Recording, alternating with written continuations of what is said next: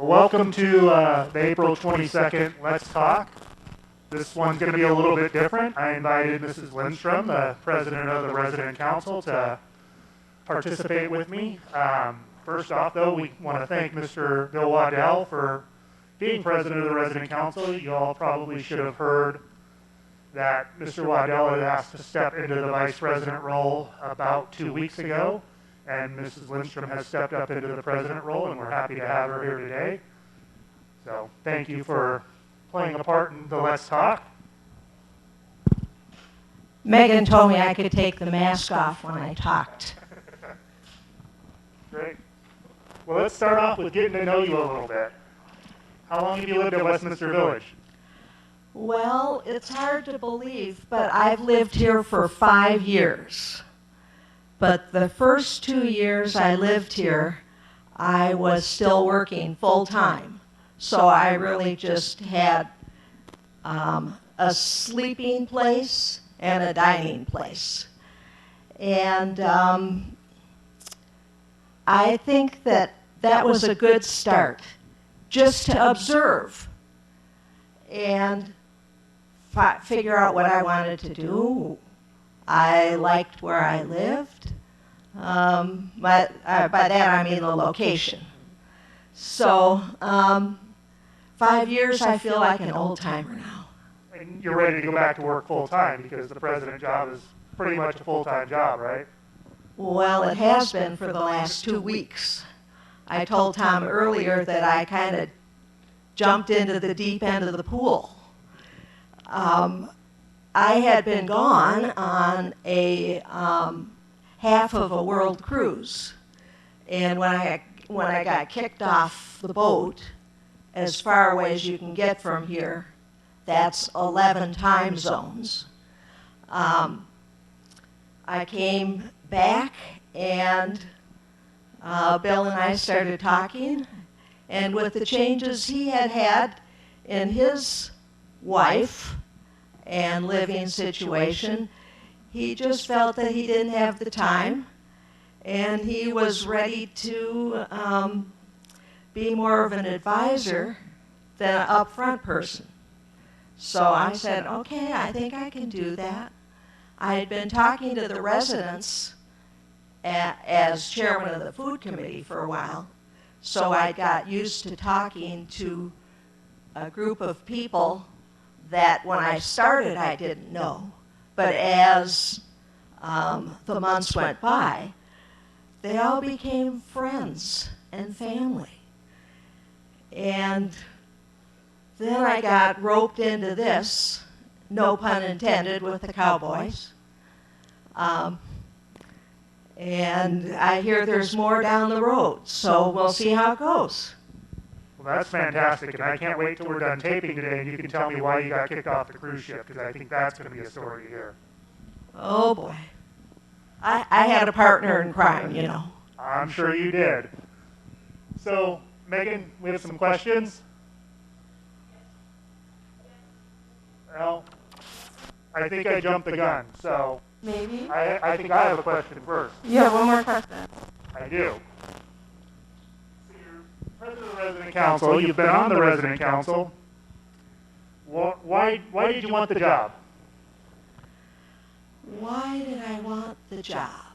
Well, there aren't a lot of other opportunities when you can't leave campus. But really, it started when I was real young. I was not a well child, and I needed a lot of cheering up along the road. And there were so many people to do that. Whether you were in the hospital or elementary school or in church, there was always somebody there helping me. And like Eli, yes, good doggy. And I thought, you know what? I can do that. I can be the sunshine when someone else's skies are gray. And even though I can talk about a business or experience background, I really just like people. And I want to do whatever I can to entertain them or help them or motivate them. And so I thought, okay, I got through food service committee, maybe I can take the next step. So here we are. All right, let's go to the questions, Megan. A couple.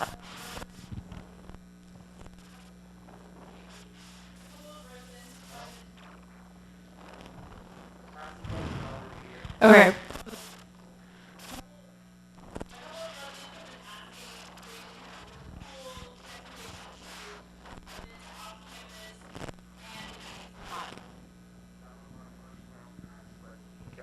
So first question is, there's a rumor that Donnelly's is not going to open after we get back to normal or our new normal. And I can answer that with, that's just a rumor, there's no truth to that. We 100% want to bring Donnelly's back online. As we do this, and one of the things we're going to talk about today is, how do we get back to normal and what does the new normal look like? And we're going to get to that in a little bit, but absolutely, Donnelly's will be back open at some point, hopefully in the near future, but for sure in the future.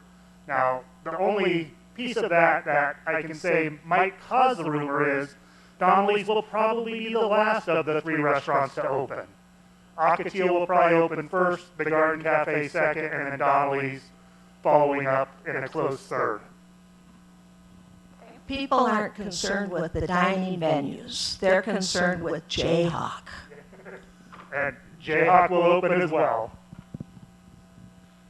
Okay, one resident writes, I have found that several people do not use the website because they don't really know what to do or how to do it. Just an idea on Wednesdays that Tom might ask residents to have their computers in front of them, and by the following Wednesday, they could have a live demonstration. Is this something that we could do? So the easy answer is yes, but it won't be me. So we're hoping, and I know Leslie's listening, that Leslie's going to be the one that does the online training of how to use the website. So doing a Channel 22 class on how to navigate the website, log into, and download some of the videos for those that don't have Channel 22. Okay. Another resident writes, can there be more clarification on when residents should wear their face masks? Is it mandatory that they do it inside the building or if they're outside? You want to answer that one? It's not mandatory in the building. The administration would like you to wear them. And there are face masks available at the reception desk. And there is also a bin there for you to put your used face mask when you take a new one so that they can launder them and be recycled again. Perfect. And then a couple of residents have requested there to be more clarification on the in-house grocery order system and if they're still able to order from Fry's. And I'm probably going to get this wrong, but look for this on one of the dailies, probably Saturday, to explain fully the grocery orders. We have the in-house grocery order that our food service team puts together, and that's now up above 70 items. And that typically is turned around the same day. And then we have, I probably don't want to call it outhouse, but it kind of goes with the Western wear, the outhouse grocery order system. And that's done through the front desk, and they're using a couple of different companies, so there's no guarantee you would get the Fry's brand if that's what you're looking for, but you could be a lot more specific on what you're requesting.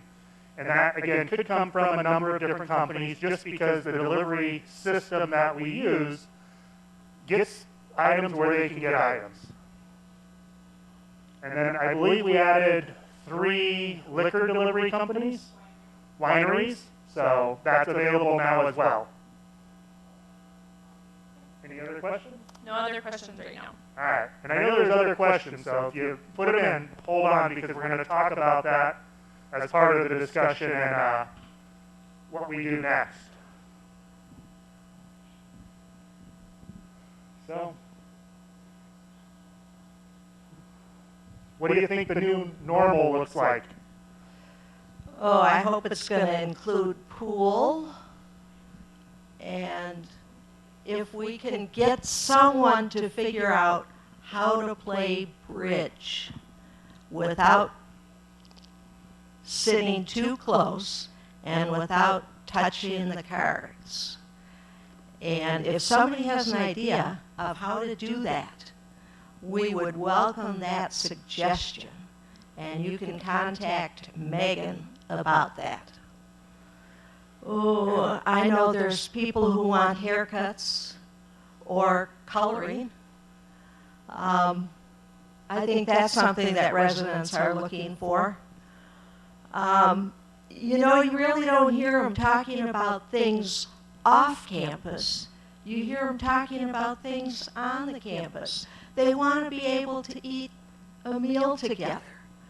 Well, you can do a little bit of that because you can, you know, say to your neighbor, you want to pick up your bag and come to my place at 5 o'clock, and the two of you sit at opposite ends of the table and have dinner.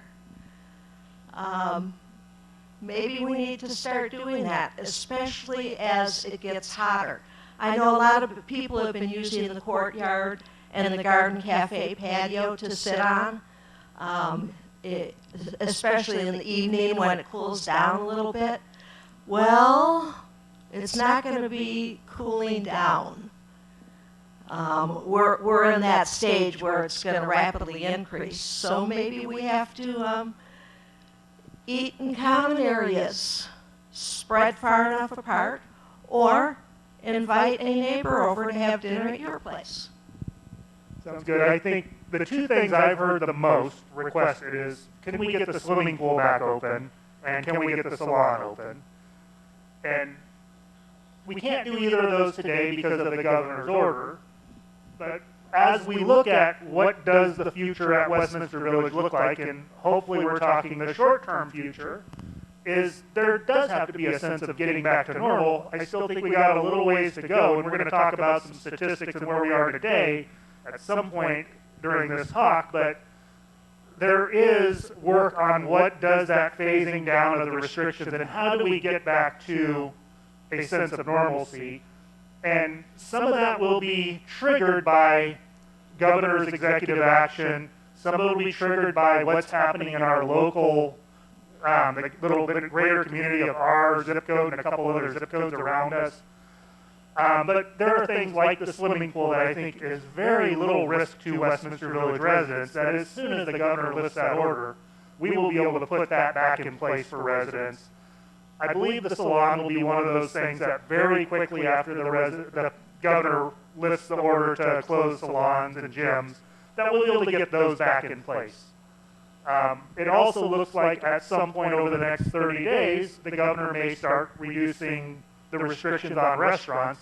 And again, we plan to follow fairly closely behind what the governor says with getting our restaurants, Ocotillo, Garden Cafe, and Donnelly's back open, so that residents aren't itching to get off campus, because what we do know about this is coronavirus is going to be around for a while, and the longer we can keep people from roaming off campus by providing great services, by having our amenities back up, the more likely it will be that people stay close to home and we can keep Westminster Village as safe as possible. That's like the main thing I hear when I talk to other residents. They are so happy to be in an environment where they don't have to make the decisions, where somebody else is wanting